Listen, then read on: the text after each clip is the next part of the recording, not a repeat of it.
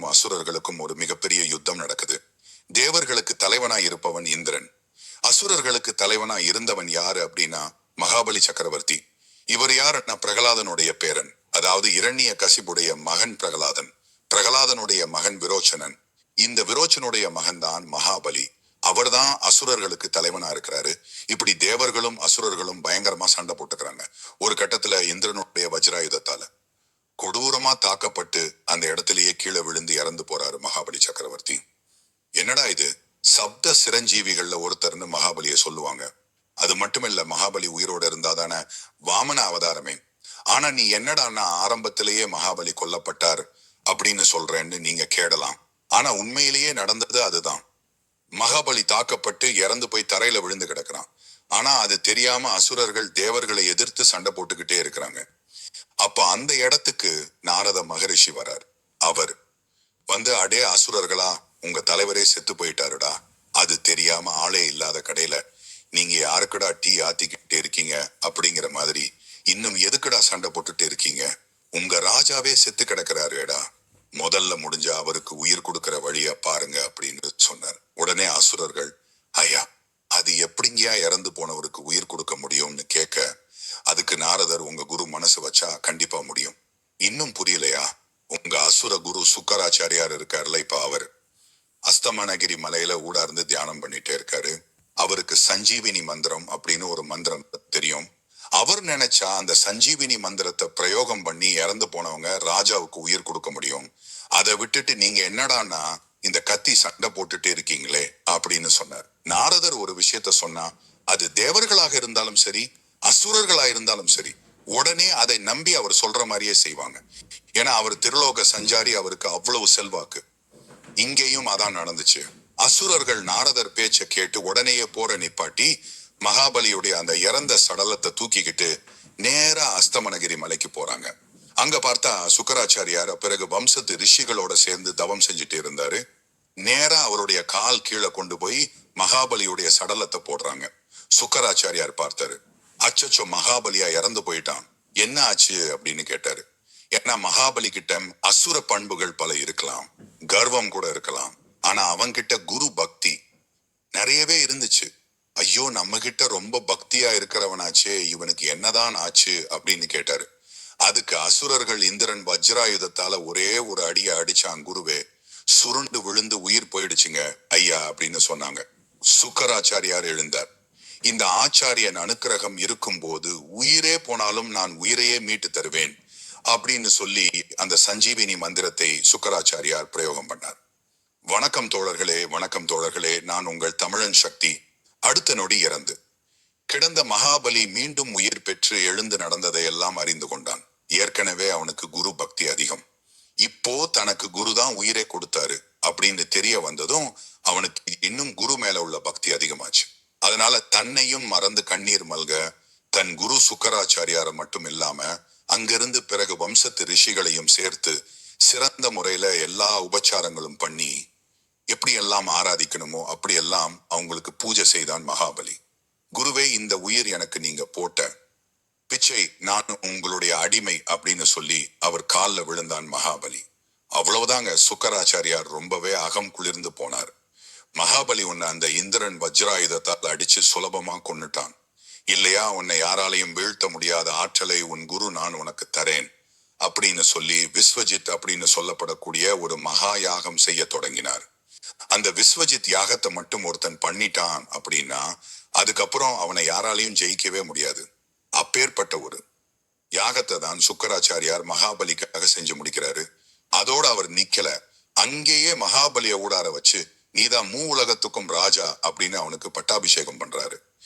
எப்படி ராமாயணத்துல இலங்கைக்கும் போகல, ராவணனையும் வீழ்த்தல, அதுக்குள்ளேயே விபீஷணனுக்கு சேது கரையிலேயே பட்டாபிஷேகம் ராமர் பண்ணி வச்சாரோ அதே மாதிரிதான் இங்க சுக்கராச்சாரியார் மகாபலிக்கு, டேய் நீதாண்டா இனி உலகத்துக்கும் சக்கரவர்த்தி அப்படின்னு பட்டாபிஷேகம் பண்ணி வைக்கிறாரு. பட்டாபிஷேகம் மட்டும் பண்ணிட்டா போதுமா? இருந்த படை ஆயுதங்கள் எல்லாம் தான் நடந்த போர்ல அழிஞ்சு போயிடுச்சு பார்த்தாரு சுக்கராச்சாரியார். சுவாஹா அப்படின்னு அந்த கொழுந்து விட்டு எரியிற யாகத்தில மெய்ய ஊத்த அந்த அக்னியிலிருந்து ஒரு தங்க தேர் புறப்பட்டு வெளியே வருது. ஏறி விடாரு அப்படிங்கிறாரு. அடுத்து தேரை இழுக்கிறதுக்கு குதிரை வேணாமா? திரும்ப கொஞ்சம் நெய்ய ஊத்த 4 பச்சை நிற குதிரைகள் வெளியே வந்து தானே தேரோட போய் தன்னை தானே கட்டி கொண்டன. அடுத்து இன்னும் கொஞ்சம் நெய்ய ஊத்தி சுவாகான்னு சொல்ல தேருக்கு மேல ஒரு சிங்க கொடியும் ஒரு அற்புதமான தங்கத்தாலான வில்லும் எவ்வளவு எடுத்தாலும் குறையாத அம்புகள் கொண்ட ஒரு அம்பர தூணியும் துளைக்க முடியாத கவசம் ஒண்ணு, அத்தனை விஷயங்களும் தன் குருவை ஆராதித்த ஒரே ஒரு காரணத்தால அக்னியிலிருந்து வெளியே வந்து மகாபலிக்கு கிடைச்சது. இப்போ சக்கரவர்த்தி ஆகியாச்சு. கழுத்துல மாலை இல்லைன்னா எப்படி? தன் தந்தை வழிபாட்டனாரான அந்த பிரகலாதனை அக்னியிலிருந்து எழுந்து வந்து அவனுக்கு வாடாத ஒரு மலர் மாலையை கழுத்துல அணிவித்தார். சரி, இப்ப எல்லாம் வந்தாச்சு. ஏதோ ஒண்ணு குறையதே பார்த்தாரு சுக்கராச்சாரியார். டேய், போருக்கு போக போற ஊத சங்கு வேண்டாமா அப்படின்னு கேட்டு அவரே தன் கையால ஆசீர்வாதம் பண்ணி ஒரு பிரத்யேகமான சங்கை மகாபலிக்கு கொடுக்கிறாரு. ஏய் மகாபலி, இந்த சங்கம் மட்டும் நீ எடுத்துட்டு போய் ஊதிப்பாரு. அதுக்கப்புறம் இந்திரன் மட்டும் இல்ல, ஒட்டுமொத்த தெய்வலோகமே எப்படி நடுங்குதுன்னு மட்டும் வேடிக்கை மட்டும் பாருன்னு சொன்னார். அதை வாங்கிய மகாபலி இன்னொரு வாட்டி குருவை காலில் விழுந்து வணங்கினான். விஜயி பாவ அப்படின்னு சுக்கராச்சாரியார் ஆசீர்வாதம் செஞ்சதும் புறப்பட்டான் நேர இந்திரனுடைய அமராவதி பட்டணத்துக்கு. அங்க போனதும் முதலையா அந்த சங்கை எடுத்து ஊத ஆரம்பிக்கிறான் மகாபலி. அந்த சங்க நாதத்தை கேட்டதும் இந்திரன் நடுநடுங்கி போனான். எங்க இருந்துடா இப்படி ஒரு சத்தம் வருது அப்படின்னு ஆளை அனுப்பி பார்த்துட்டு வர சொன்னான்.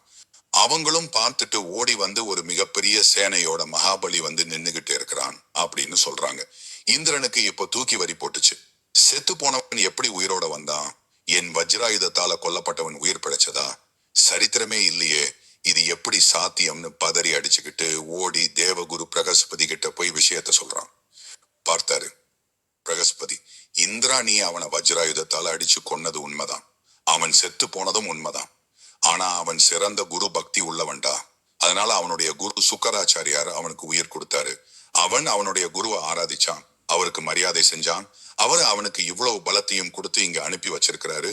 நீ அவனை ஜெயிக்கிறது கஷ்டம் அப்படின்னு சொன்னார். அதுக்கு இந்திரன் குருவே அதெல்லாம் முடியாது, நான் அவனை எப்படியாவது ஜெயிக்கணும், அதுக்கு நீங்க தான் எனக்கு வழி காட்டணும் அப்படின்னு சொல்றான்.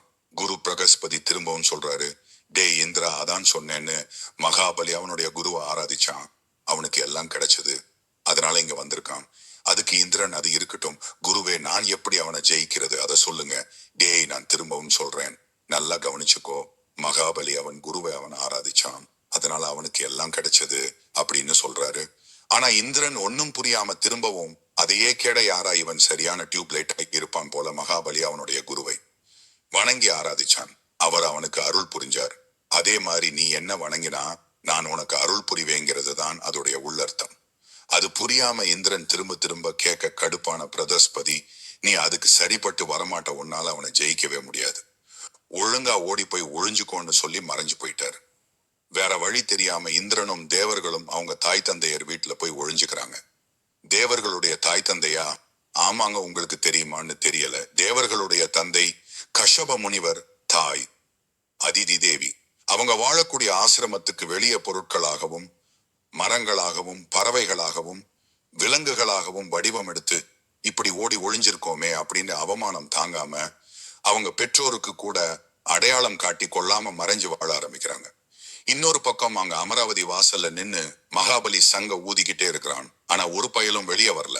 கொஞ்ச நேரம் பார்த்து அவன் நேரா உள்ள போனான். ஒட்டு மொத்த அமராவதி பட்டினமும் வலிச்சு தொடர்ச்சி எடுத்த மாதிரி இருந்துச்சு. பார்த்தாரு நம்ம ஆளு, இனி பூலோகம், தேவலோகம், சொர்க்கலோகம், 3 லோகத்துக்கும் நான் தான் ராஜா அப்படின்னு அறிவிச்சு கம்பீரமா அந்த சிம்மாசனத்துல உட்கார்ந்தான். இப்போ தேவர்களுடைய தாயான அதிதி தேவிக்கு அவங்க ஆசிரமத்தை சுத்தி தேவர்கள் எல்லாரும் ஒளிஞ்சிருக்காங்க அப்படிங்கிற அந்த விஷயமே தெரியதான். பெத்த தாய் இல்லையா பார்த்தா அவ என்னடா இது, தேவலோகத்தில் இருந்த தன் குழந்தைகளை எல்லாம் காணோமே, எல்லாரும் எங்க போயிட்டாங்க அப்படின்னு எல்லா இடத்துலயும் தேடி பார்த்தா. ஆனா அவளால கண்டுபிடிக்கவே முடியல. அதனால அவ கணவரான கஷ்யர் கிட்ட அழுதுகிட்டே போய், சுவாமி, நம்ம குழந்தைகள் எல்லாம் எங்க போனாங்கன்னு தெரியல, போன் பண்ணா சப்ஸ்கிரைபர்ஸ் நாட் ரீச்சபிள்னு வருது, அங்க என்னடா அப்படின்னா மகாபலி ஆட்சியை பிடிச்சுக்கிட்டு உடார்ந்திருக்கிறான், நம்ம பிள்ளைகளுக்கு பழையபடி ராஜ்யம் கிடைக்கணும், அதுக்கு நீங்க தான் வழி சொல்லணும் அப்படின்னு கேட்டா. அதுக்கு கஷ்யபர், நீ பகவான் விஷ்ணுவை வேண்டி பயோ விரதம் அப்படிங்கிற விரதத்தை 12 நாள் செஞ்சா அந்த நாராயணன் காட்சி கொடுத்து உனக்கு என்ன வேணும் அப்படின்னு கேட்பான். அப்ப அவன் கிட்ட கேளு, அவன் பார்த்துப்பான் அப்படின்னு சொல்லி அந்த விரதம் எப்படி இருக்கணும் அப்படின்னு விளக்கினாரு. அவர் சொன்ன மாதிரியே ஆதித்ததி தேவி 12 நாட்கள் கடும் தவம் இருந்து விஷ்ணு பகவான் அவளுக்கு காட்சி கொடுத்தார். பகவானை பார்த்ததும் காலில் விழுந்து தன்னைத்தானே சமர்ப்பித்தாள் அதித்தி தேவி. உனக்கு என்ன வரம் வேணாலும் கேளு தரேன் அப்படின்னு பெருமாள் அவகிட்ட கேடுறாரு. அதுக்கு அதித்தி, எனக்கு என்ன வேணும்னு உனக்கு தெரியாதா?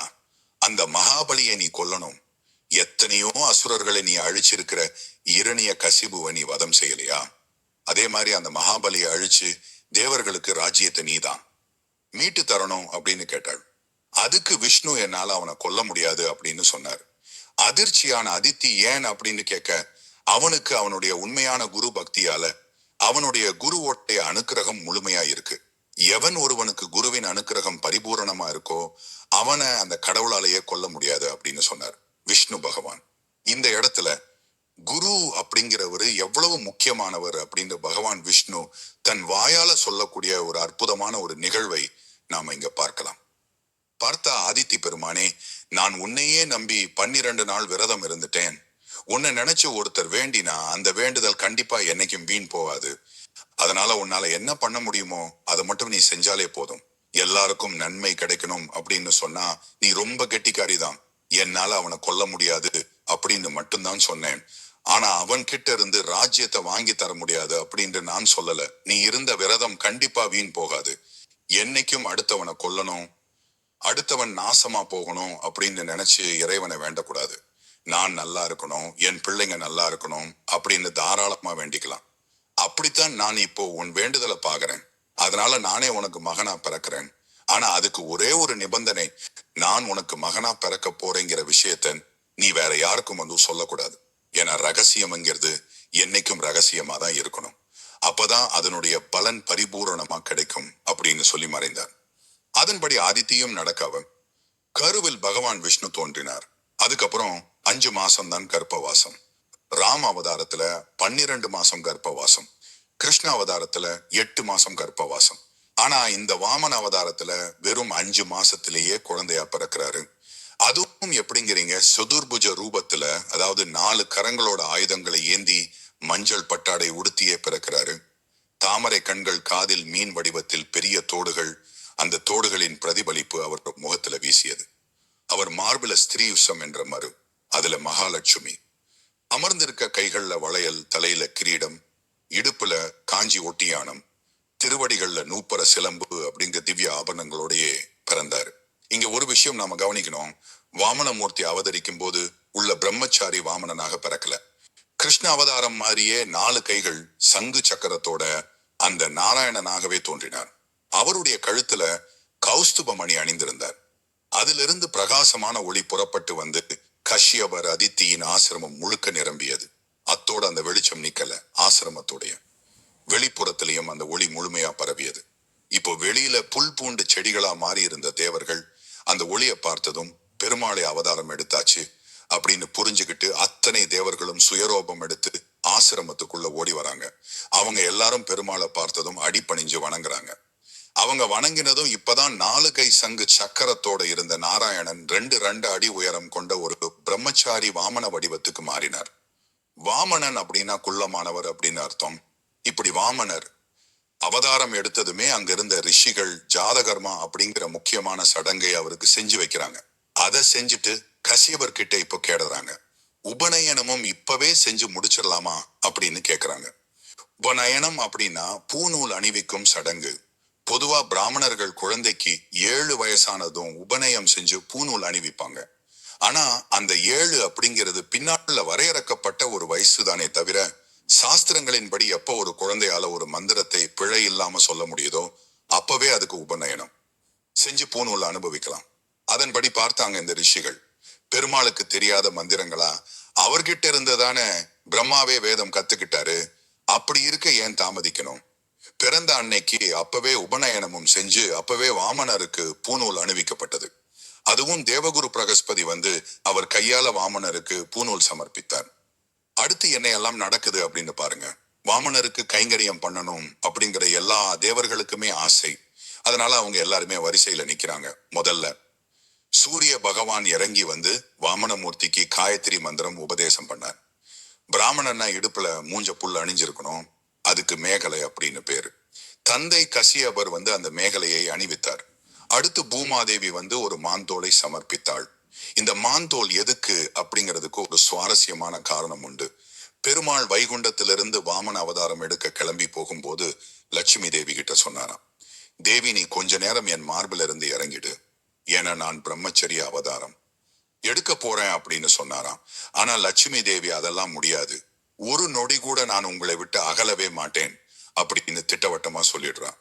பெருமாள் திரும்பவும் கேட்டு பாக்குறாரு, இங்க பாருமா, இதுல இன்னொரு பிரச்சனையும் இருக்கு. நான் மகாபலி கிட்ட இருந்து அவனுடைய ராஜ்யத்தை வாங்குறதுக்காக போறேன். நீயா மார்புல இருந்து அவன் மேல உன்னுடைய கடாட்சம் அல்லது பார்வை பட்டா அவன் செல்வங்கள் மேலும் கூடி ஈரே 14 லோகங்களுக்கும் அவன் சக்கரதியாக மாறிவிடுவானே. அவன் கிட்ட இருந்து என்னால ராஜ்யத்தை வாங்க முடியாம போயிடும் அப்படின்னு சொன்னார். ஆனா லட்சுமி பிடிவாதமா அதெல்லாம் உங்க பிரச்சனை, நீங்க பாத்துக்கோங்க அப்படின்னு சொல்லி அனுப்பிட்டா. இதை பூமாதேவி பார்த்தாள். அவ ரொம்ப சந்தோஷமா மாந்தோலை எடுத்து வாமனனுக்கு சமர்ப்பித்தாள். ஏன்னா அந்த மாந்தோலை உடுத்தி வாமனர் தன் மார்பில் அமர்ந்திருந்த லட்சுமி தேவியை மறைத்தார். லட்சுமி தேவியை மறைக்கிறதுல பெருமாளின் இன்னொரு தேவியான பூமாதேவிக்கு அவ்வளவு சந்தோஷம். அதுக்கப்புறம் பிராமணன் கையில தண்டம் வச்சிருக்கணும் அப்படிங்கிறது சாஸ்திரம். அதனால வனதேவதை சோமன் அப்படிங்கிறவன் ஒரு பலசமர தண்டத்தை எடுத்துட்டு வந்து கொடுத்தான். அடுத்து சொர்க்கலோக தேவதை வந்து வாமனருக்கு கொடியும் பிரம்மதேவர் வந்து அவருக்கு கமண்டலத்தையும் சமர்ப்பித்தனர். அடுத்து இவர் போக போறது யாசகம் கேடல்லையா, அதுக்கு கையில திருவோடு வேணும் இல்லையா. அந்த குபேரனே வந்து திருவோடு கொடுத்தான் வாமனருக்கு. இப்போ கையில திருவோடு வந்தாச்சு. முதல் பிச்சை யார் இடுவது? சாக்ஷாத் பார்வதி தேவி அந்த அம்பிகையே இறங்கி வந்து முதல் பிக்ஷையை சமர்ப்பித்தாள். இங்க வாமன அவதாரம் எப்படி நடக்குது அப்படின்னு பாருங்க. பிறந்ததும் மலலை பருவம், குழந்தை பருவம் இதெல்லாம் கிடையாது. ஒரே நாள் தான் பிரம்மச்சாரி பிராமணரா மாறியாச்சு. மகாபலி எங்க இருக்கான் அப்படின்னு வாமனர் தேவர்கள் கிட்ட கேட்டாரு. அவன் நர்மதா நதிக்கரையில அஸ்வமேத யாகம் பண்ணிட்டே இருக்கான், இன்னையோட அந்த யாகம் பூர்த்தியாக போகுது அப்படின்னு சொன்னாங்க. வாமனமூர்த்தி பார்த்தார், அப்பனா நான் இன்னைக்கே அங்க போகணும். ஏன்னா அந்த அஸ்வதமேத யாகம் பூர்த்தி பண்ற அன்னைக்குதான் யார் எது கேட்டாலும் தானம் கொடுக்கணும் அப்படிங்கிறது விதிமுறை. அதனால வாமனமூர்த்தி பார்த்தார், ஒரு நாள் கூட நான் தாமதிக்க விரும்பல, இன்னைக்கே போனாதான் சரியா இருக்கும்னு புறப்பட்டு நேரா நர்மதா நதியின் வடக்கு கரையில மகாபலி அஸ்வமேத யாகம் செய்யக்கூடிய அந்த இடத்துக்கு போனார். அங்க பார்த்தா அது ஒரு மிகப்பெரிய யாகசாலை. வாமனமூர்த்தி தன் கொடையோட கமண்டலத்தோட கம்பீரமாக அந்த யாகசாலைக்குள்ள நுழைந்தார். அங்கிருந்த ரிஷிகள் எல்லாம் பாக்குறாங்க, அப்படி ஒரு தேஜஸ். யாரோடா இது? சூரிய பகவானே இறங்கி வந்துட்டானோ, இல்ல அக்னி தேவரா, இல்ல சனத்குமாரரா? இப்படி வியந்து அவங்களுக்குள்ளேயே பேசிக்க ஆரம்பிக்கிறாங்க. கூட்டத்துக்குள்ள எழும்பிய அந்த சலசலப்பை பார்த்து மகாபலியை எழுந்து ஓடினான். யாரோ ஒரு பெரிய மகான் நம்மளை தேடி வந்திருக்கிறாரு, வாருங்க வாருங்கன்னு ஓடி போய் வரவேற்று ஒரு கமண்டலத்துல மீரை எடுத்துட்டு வர சொல்லி அதை வச்சு வாமனமூர்த்தியுடைய கால்களை கழுவி அந்த தீர்த்தத்தை தன் தலைக்கு மேல தெளித்து ஆசீர்வாதம் வாங்கினான் மகாபலி. இப்படி அவருக்கு மரியாதை செஞ்சு அவகிட்ட பேச ஆரம்பிச்சான். பிராமணரே, உங்களை பார்த்தாலே பிரம்ம தேஜஸ் தெரியுது. நல்ல வேதம் படிச்ச பிரம்மச்சாரியா இருக்கிற உங்களை போல ஒரு மகான் என்னுடைய யாகசாலைக்கு வந்ததுனால என் முன்னோர்கள் எல்லாரும் திருப்தி அடைந்தனர். என் வம்சமே சுத்தமானது.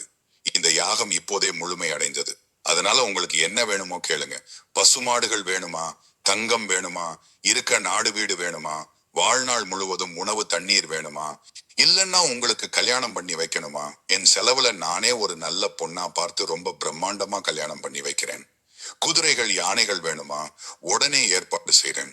எது வேணும்னாலும் தயங்காம கேளுங்க, இப்பவே தரேன் அப்படின்னு கொஞ்சம் கர்வத்தோட சொன்னான். புன்னகைத்தார் வாமனமூர்த்தி. எனக்கு என் காலால அளக்கப்பட்ட 3 அடி நிலம் வேணும் அப்படின்னு கேட்டார். ஏன்னா வெறும் 3 அடி நிலம் அப்படின்னு கேட்டா மகாபலி இன்சி டேப்பை வச்சு அளந்து இந்த கொடுத்துட்டு போயிடுவான். அது அவர் கேடல. நான் என் காலால 3 அடி நிலம் அளப்பேன், அதை தான் நீ எனக்கு தரணும் அப்படின்னு கேட்டாரு. மகாபலி பார்த்தான், இது என்னடா கூத்து? ஆளும் வளரணும் அறிவும் வளரணும்னு சொல்லுவாங்க, இங்க ரெண்டுமே வளரல போல. ஆளே 2 அடி உயரம் தான் இருக்கான், இவன் என்னடான்னா வெறும் 3 அடி நிலம் மட்டும்தான் கேழறான். ஐயா, நான் யார் தெரியுமா? உலகத்துக்கும் சக்கரவர்த்தி. ஏன் முன்னாடி வந்து நின்னு யாசகம் கேடுறது எவ்வளவு பெரிய வாய்ப்புன்னு தெரியுமா? இதுல நீங்க வெறும் 3 அடி நிலம் கேக்குறீங்களே, இது என்ன சிறுமைப்படுத்துற மாதிரி இருக்கு? பெருசா ஏதாச்சும் கேளுங்க அப்படின்னு கம்பீரமான முகத்தோட சொன்னான்.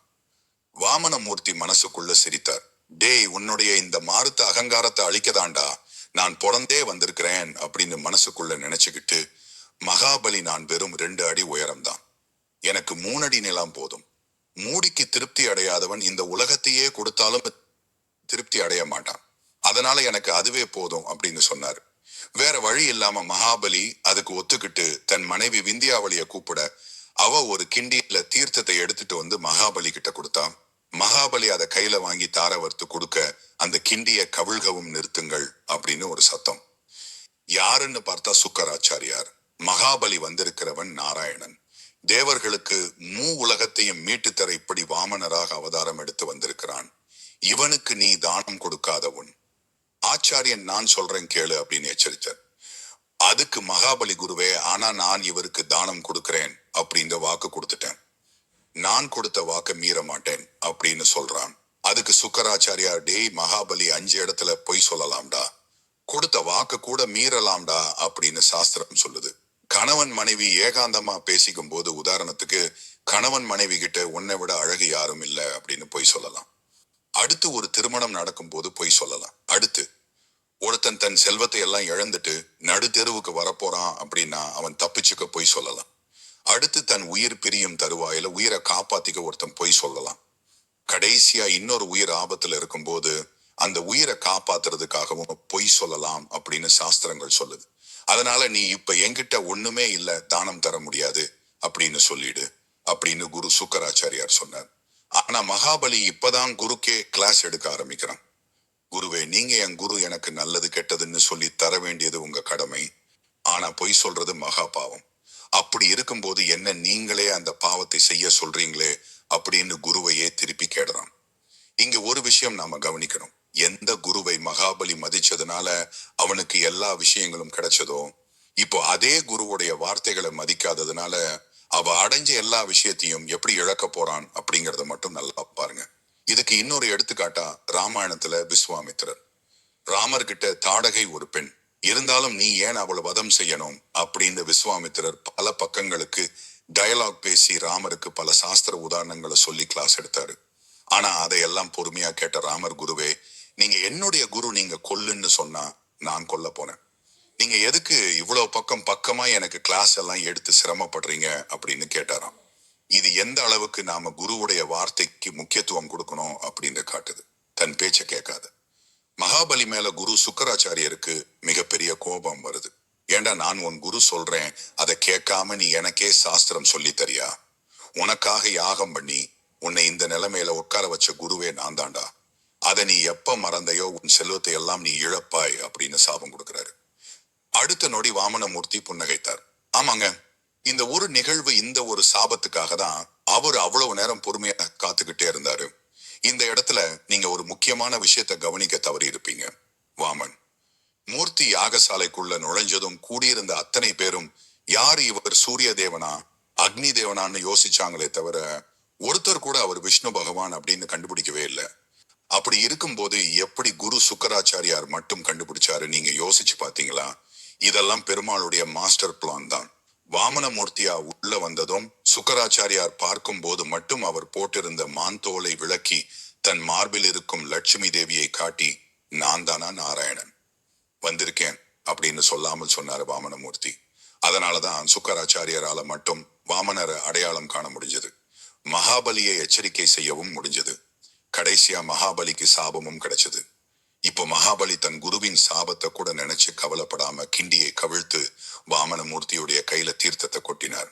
அப்போ மடன்னு தீர்த்தம் பாய கிடுகிடுன்னு வாமனமூர்த்தி வளர ஆரம்பிச்சார். அதாவது திருவிக்கிற ரூபம் அப்படின்னு சொல்லக்கூடிய ஒரு பிரம்மாண்ட ரூபமா வளர ஆரம்பிச்சார். அது எப்படிப்பட்ட ஒரு ரூபம்னா, உள்ளங்காலுக்கு கீழாத்தல வித்தல, சுதல தலாத்தல, மகாத்தல, ரசாதல, பாதாள, 7 உலகங்கள் திருவடியில பூலோகம், கணுக்கால மலைகள், முழங்கால பறவைகள், தொடையில வாயுதேவன், நாபி தொப்புள்ள ஆகாசம், வயிற்றுல 7 சமுத்திரம், திருமார்பில நட்சத்திரங்கள், இதயத்துல தர்ம தேவதை, திருமார்பின் வலபுறத்துல மகாலட்சுமி, கழுத்துல சாமவேதம், தோளில இந்திராதி தேவர்கள், காதுல திசைகள், தலைக்கு மேல சொர்க்கம், கேசங்கள்ல மேகங்கள், மூக்குல பிராணவாயு, கண்ணுல சூரியன், முகத்துல அக்னி, வாக்குல வேதம், நாக்குல வர்ணன், புருவங்கள்ல தர்மம் நிவர்த்தி புத்தியில. பிரம்மா நிழல்ல யமன்னு அத்தனை பேரையும் தனக்குள்ள கொண்ட ஒரு பிரம்மாண்டமான வடிவம் எடுத்து மேலும் மேலும் வளர்ந்துகிட்டே போறாரு வாமனமூர்த்தி. அதாவது அத்தோட அந்த வளர்ச்சி நிக்கல, வளர்றாரு வளர்றாரு வளர்ந்துகிட்டே போறாராம். அவ்வளவு பெரிய பிரம்மாண்ட வடிவம் எடுத்து இந்த உலகத்தையே அழைக்கிறாரு. முதலடியா வலது திருவடியை எடுத்து வச்சு மண்ணுலகத்தையே அழைக்கிறாரு. இப்படி மண்ணுலகத்தை அளக்கும் போது இந்த பூமியில என்னென்ன ஜீவராசிகள் எல்லாம் இருக்கோ, புல் பூண்டு ஈ எறும்புல இருந்து மனிதர்கள்ல இருந்து என்னென்ன ஜீவராசிகள் இருக்கோ அத்தனை ஜீவராசிகள் தலையிலையும் தன்னுடைய திருவடியை பதிச்சார். அடுத்து இரண்டாவது அடியாக தன் இடது திருவடியை மேலே தூக்கினார். அது மேல மேலன்னு போயிட்டே இருக்கு. எந்த அளவுக்கு அப்படின்னா பிரம்மாவுடைய சத்திய லோகத்துக்குள்ளேயே அந்த இடது திருவடியின் கட்டை விரல் நுழையுது. பிரம்மா பார்த்தார். ஓடி போய் கமண்டலத்துல உள்ள தீர்த்தத்தால அந்த திருவடியின் கட்டை விரலுக்கு அபிஷேகம் பண்ணாராம். ஆனா அவ்வளவு பெரிய திருவடிக்கு கமண்டல தீர்த்தம் எல்லாம் பத்தல. தர்ம தேவதையே அந்த பிரம்மாவின் கமண்டலத்துல தீர்த்தமா வந்து அந்த தீர்த்தத்தை கொண்டே வாமனமூர்த்தியின் அந்த இடது திருவடியின் கட்டை விரலுக்கு திருமஞ்சனை அபிஷேகம் பண்ணாரு பிரம்மதேவர். இப்படி ஓரடியால மண்ணுலகத்தையும் அளந்தாச்சு, மற்றொரு அடியால விண்ணுலகத்தையும் அளந்தாச்சு. இதுக்கப்புறமா நம்ம டிவி சீரியல்கள் படங்கள் எல்லாம் வேற மாதிரி காட்டியிருப்பாங்க. ஆனா நான் உங்களுக்கு புராணத்துல எப்படி இருக்கோ அப்படியே சொல்றேன். 2 உலகத்தையும் அளந்ததுக்கு அப்புறமா வாமனமூர்த்தியின் உருவம் எப்படி வளர்ந்ததோ அப்படியே சுருங்க தொடங்கியது. இப்படியே சின்னதாகி சின்னதாகி பழையபடி 2 அடி வாமன பிரம்மச்சாரி ரூபத்துக்கு மாறினார். இத மகாபலிக்கு பின்னாடி நின்னுகிட்டே இருந்த அசுரர்கள் பார்த்து, எங்க ராஜாவையே சதி செஞ்சு அழிக்க வந்த பெருமாளா நீ அப்படின்னு வாமனரை தாக்க ஓடி வராங்க. அப்போ வைகுண்டத்துல இருந்து பகவானுடைய தொண்டர்கள் நந்தன் சுனந்தன் எல்லாம் இறங்கி வந்து அந்த அசுரர்களை தாக்கி அவங்கள விரட்டி விடுறாங்க. அப்போ கர்வம் முழுவதும் அழிந்த மகாபலி அசுரர்கள் கிட்ட சண்டையை நிறுத்த சொல்லி கேட்கவும் அந்த இடத்துக்கு கருடன் வந்து மகாபலிய கருட பாசத்தால கட்டி போட்டாரு. இப்போ வாமனன் மகாபலிய பார்த்து கேடுறாரு, ஏ மகாபலி 3 அடி தரேன்னு 2 அடி கொடுத்துட்ட, 3வது அடியை எங்க வைக்குதுன்னு சொல்லு அப்படின்னு கேட்டார். அப்போ மகாபலி அவன் கிரீடத்தை கலட்டி தரையில வச்சுட்டு வாமனமூர்த்தி முன்னாடி மண்டியிட்டு வணங்கி என தலை மேல வச்சுக்கோங்க அப்படின்னு சொன்னார். அதன் மூலமா தன் அகங்காரத்தை அழிச்சு தன்னையே இறைவன் கிட்ட சமர்ப்பித்தான் மகாபலி. 2 அடி அளந்தும் திருப்தி அடையாத வாமனமூர்த்தி மகாபலி 3வது அடிக்காக தன்னையே அர்ப்பணித்தவுடன் திருப்தி அடைந்தார். அப்ப அந்த இடத்துக்கு பிரம்மா வந்தார். நாராயணா, இந்த மகாபலி உங்களுக்கு தானம் செய்யணும் அப்படிங்கறதான ஆசைப்பட்டான். அவனுக்கு இவ்வளவு பெரிய தண்டனை தேவையா? அவன்கிட்ட இருந்து எல்லா செல்வமும் இப்படி புடுங்கிட்டீங்களே அப்படின்னு கேட்டார். அதுக்கு வாமனர், நான் அவனுக்கு செய்தது அனுகிரகம். செல்வம் பெருகி அந்த செல்வம் அவன் மனதுல கர்வமாக அமர்ந்திருந்துச்சு. அதை விரட்டி அவன் மனசுல தூய்மையான பக்தியை விதைத்தேன். அது மட்டும் இல்ல, இவனுக்கு நான் இந்திர பதவியை வழங்க போறேன். அடுத்து வரப்போற மனைவி ஆட்சி காலம் வரும்போது நானே இவனை இந்திர பதவியில அமர்த்துவேன். அதுவரை பூமிக்கு கீழே உள்ள சுதல லோகத்துல மகாபலி போகட்டும், கூடவே பிரகலாதனும் அவன் கூடவே இருப்பான்னு சொன்னார். ஏன்னா பிரகலாதனை பார்த்து அந்த பக்தி அவனுக்கு இன்னும் வளரும். அதனால பிரகலாதனோட அவன் சுதல லோகத்துல இருக்கட்டும். அதுவரைக்கும் நான் வாமனமூர்த்தியாக நானே அவனுக்கு காவலுக்கு இருப்பேன் அப்படின்னு சொன்னாரு. ஆக இந்த வாமன அவதாரம் எப்படி பூர்த்தி ஆகுது அப்படின்னா, கதாபாணிங்கிற ஒரு வடிவம் எடுத்து கையில கதையோட மகாபலியோட சுதல லோகத்துக்கு பிரகலாதனை அழைச்சுக்கிட்டு வாமனமூர்த்தியே காவல் செய்ய போயிடுறாரு. இன்னைக்கும் கதாபாணின்னு சுதல லோகத்துல குள்ள வடிவத்தோட வாமனமூர்த்தி காவல் காத்துட்டே இருக்காரு. இதோட தொடர்ச்சியா தான் வால்மீகி ராமாயணத்துல உத்தரகாண்டத்துல ராவணன் எல்லா ராஜாக்களையும் ஜெயிச்சுட்டு மகாபலியை ஜெயிக்கணும் அப்படின்னு சுதல லோகத்துக்கு வரும்போது கதாபாணியை நின்ன வாமனன் ராவணனை அடிச்சு துரத்தினாரு. இத உத்திரகாண்டத்துல வால்மீகியே எழுதி இருக்கிறாரு. அதனால இன்னைக்கும் வாமனமூர்த்தி மகாபலிக்கு காவலா சுத்தல லோகத்துல இருக்கிறாரு அப்படின்னு தெரிஞ்சுக்கோங்க. அதெல்லாம் சரிப்பா, 3வது அடி எங்க? அந்த 3வது அடியை எங்க வச்சாரு அப்படின்னு நீங்க கேடலாம். ஆனா ஒரு புராணத்திலையும் வாமனமூர்த்தி 3வது அடியை எங்க வச்சாரு அப்படின்னு எந்த ஒரு குறிப்பும் இல்லை அப்படின்னு தெரிஞ்சுக்கோங்க. அவர் மகாபலியுடைய தலையில 3வது அடியை வைக்கல அப்படின்னும் தெரிஞ்சுக்கோங்க. இன்னைக்கு